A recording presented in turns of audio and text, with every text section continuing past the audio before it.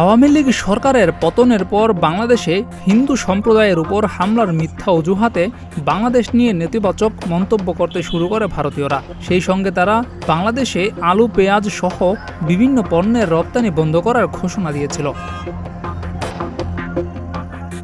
বাংলাদেশ ভারত থেকে যেসব পণ্য আমদানি করে তার মধ্যে উল্লেখযোগ্য হচ্ছে আলু, পেঁয়াজ এবং চিনি। এই তিনটি পণ্যের মধ্যে আলু এবং পেঁয়াজ আমদানি নিয়ে উঠেছে প্রশ্ন। এই দুটি পণ্যই বাংলাদেশে চাহিদার চেয়েও বেশি উৎপাদিত হচ্ছে, তারপরও কেন আমদানি করা? বাংলাদেশে 2023 সালের আগে কখনো আমদানি করা হয়নি আলু, বরং ওই সময়টাতে বাংলাদেশ আলু রপ্তানি করত। ভারতের বাণিজ্য মন্ত্রণালয়ের তথ্য বলছে 2023-24 অর্থবছরে দেশটি থেকে 17 লাখ মার্কিন ডলারের আলু আমদানি করে বাংলাদেশ। কিন্তু প্রশ্ন উঠেছে, বাংলাদেশে আলুর চাহিদা প্রায় 80 লাখ মেট্রিক টন।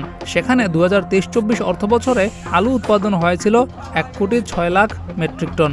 যেখানে চাহিদার চেয়েও আলু বেশি উৎপাদন হয়েছে, সেখানে আমদানি করা কেন?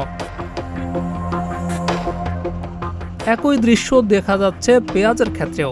2023-24 অর্থ বছরের জন্য 37 লাখ মেট্রিক টন উৎপাদন লক্ষ্যমাত্রা নির্ধারণ করেছিল কৃষি সম্প্রসারণ অধিদপ্তর। সেই লক্ষ্যমাত্রার বিপরীতে প্রায় 38 লাখ মেট্রিক টন পেঁয়াজ উৎপাদিত হয়েছিল। অথচ বাংলাদেশে বার্ষিক পেঁয়াজের চাহিদা 27 থেকে 28 লাখ মেট্রিক টন। তবুও ওই অর্থ বছরে প্রায় 20 কোটি ডলারের। তবুও 2023-24 অর্থ বছরে ভারতের থেকে বাংলাদেশ পেঁয়াজ আমদানি করেছিল প্রায় 20 কোটি মার্কিন ডলারের। সংশ্লিষ্টরা বলছে, সিন্ডিকেটের কারণেই এগুলো হচ্ছে। সিন্ডিকেটের জন্যই আমদানি করতে হচ্ছে এসব পণ্য। যদি সরাসরি কৃষকদের থেকে নেওয়া যেত বা কৃষকরা সরাসরি বাজারে দিতে পারত, তাহলে এসব পণ্য কখনো আমদানি করতে হতো না। জিয়াউর রহমান, প্রতিদিনের বাংলাদেশ।